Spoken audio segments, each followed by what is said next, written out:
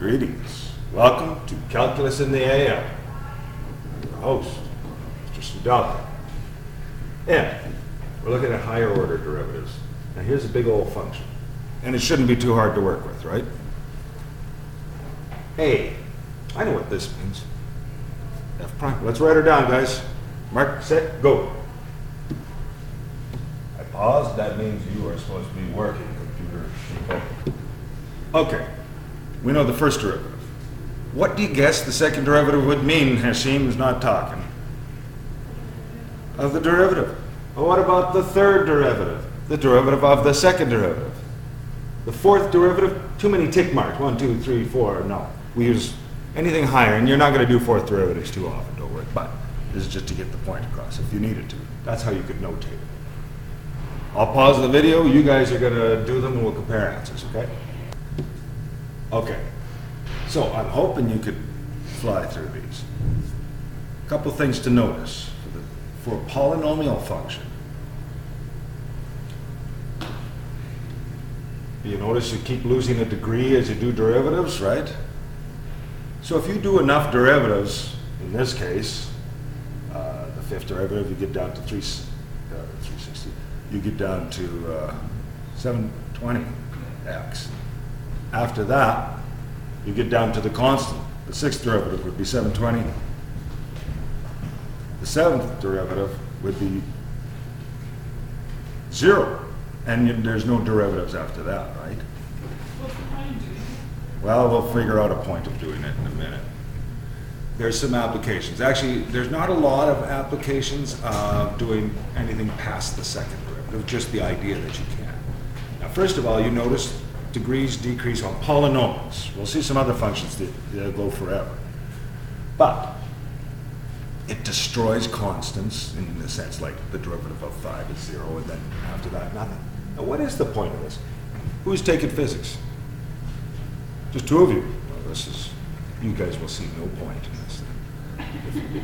But you guys understand a bit about distance, speed, or velocity, and acceleration, just intuitively from driving cars and stuff like this. If I have a distance function, and you're going to get examples like this, and this is where it'll apply. You have a distance function, that's just your regular polynomial maybe. And you can use physics laws to set it up if you're dropping an object and stuff. See how much distance it covers over time. If you do the derivative of your distance function, but we don't usually in math call it d for distance, because then you'd have dd by dt, and it looks stupid. So, anyways, if you do the derivative, you have velocity. That's the first derivative of a distance. And there's a better word for it in physics, position function and stuff like this. I won't be too careful right now. And if you do the derivative of your speed, so speed we all understand, it tells you how many meters per second you're traveling, kilometers per hour, etc., right?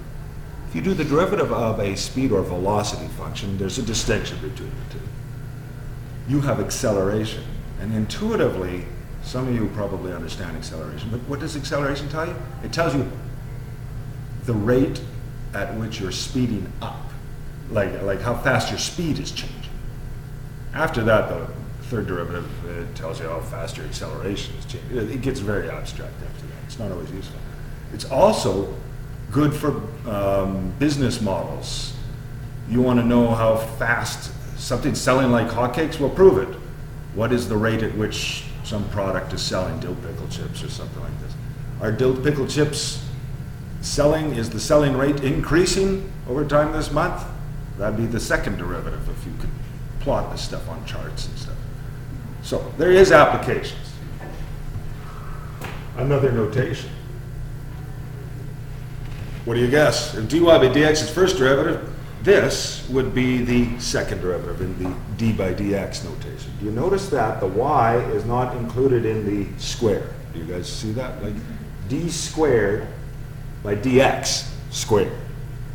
So it means you take the derivative twice of an expression. Let's just try that out. I'll pause and you guys do it. You guys got your first derivative, first step is here, but since I want to do a second derivative on it, I'm going to tidy some things up. It's going to be a monster as is. Now the first thing, let's just leave it alone. I don't want to factor it. You might want to. If we could do it factored or we could do it non-factored. No. I know kids tend to not do it factored, so I won't. I'm not claiming that's the best way to do it, but it's the way I see it most often, so I'll do it. So I'm just gonna,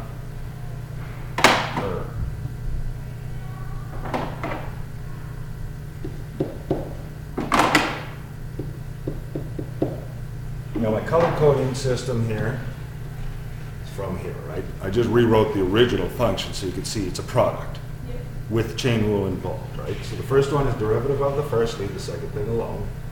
That's what this is. Leave the first thing alone. The derivative of the second. Do not insert numbers in the middle of an expression without brackets if you're multiplying, right? That's a common error. Don't do it. Did you remember the derivative of the inside at the end? All I'm going to do here is group these numbers here, though. 2 times 4 times the other 2 is 16. Okay? Now, just for simplicity's sake, it doesn't really have a natural color, but I'm going to put it 16x cubed.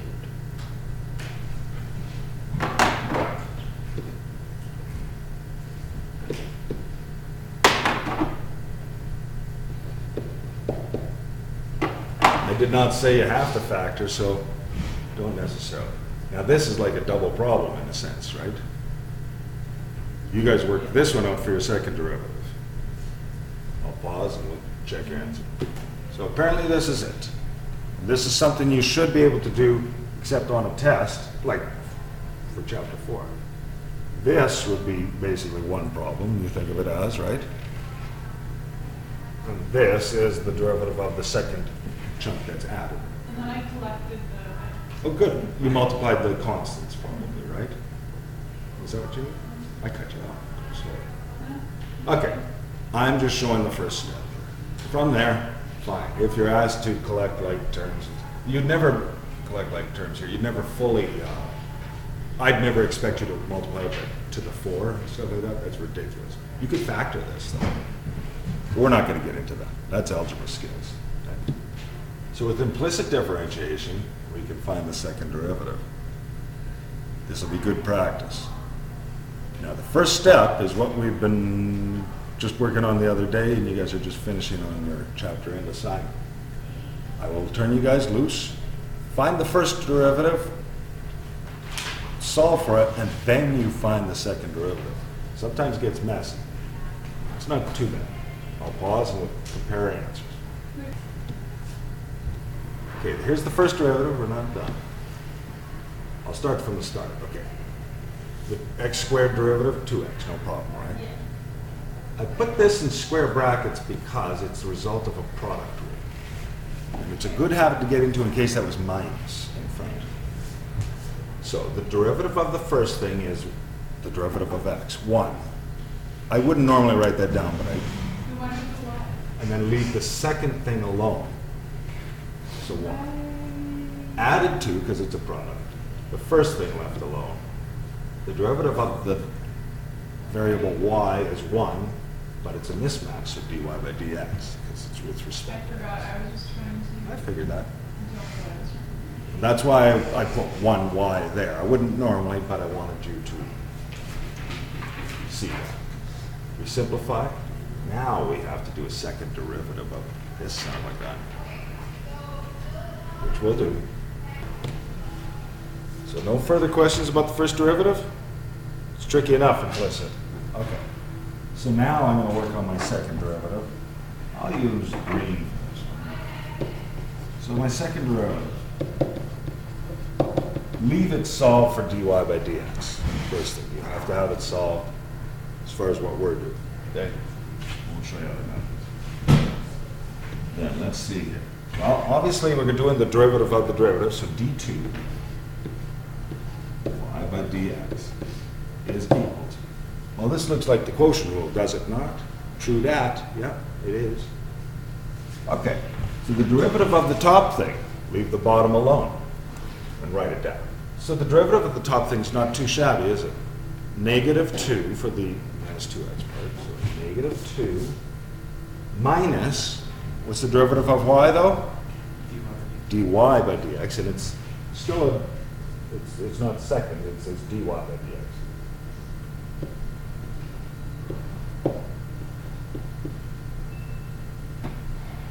I'm going to write down dy by dx in black just to emphasize something, okay? The derivative of the first thing, write the bottom down, left alone, x plus 2y, minus the top left alone,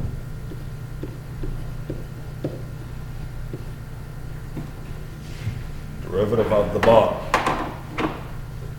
Okay, am I going too fast? Let's just make sure people are with me. 2y's derivative. Mismatch.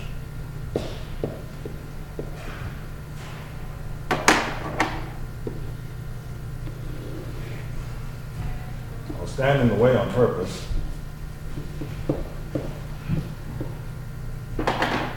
And double check. For you on the video, I hope you did it without looking and then compare. We got this. What do we do with all these dy by dx's in there? I wrote it in black to emphasize something. Anytime you see dy by dx, we have an expression for it with x's and y's in this one. We're going to substitute. Now, it's going to get messy because we're going to have fractions inside fractions. Roll up your sleeves and prepare to get messy. So, the next step is substitute.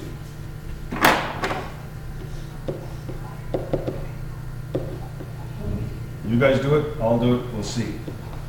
Don't do too much simplification right now. Too many steps at once lead to errors at this point. Bad for it. So I'll do that, you guys do that, we'll compare notes after the set. Okay, all I did here was substitute, but make sure you use brackets, right?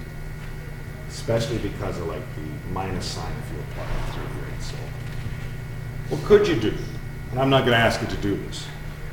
This one I probably wouldn't ask you to simplify too much. I'd leave it like this. You could operate with this. If I asked you then what's the second derivative's value when x is equal to, when I give you an ordered pair, you could just toss in your 1 and your 3 or whatever the values are and evaluate as is. This is an expression. It's a messy one, right? If you had to, they'll get it down to like no fractions inside the fraction. Well, you know how to add this. It'd be terrible, though. But you'd multiply the top and the bottom by x plus 2y. Right? X plus 2y, make it a fraction, group those. Same here. Oh, it's, you see why we're not going any further, right? Thank goodness. Anyways, you guys got on the sound to it.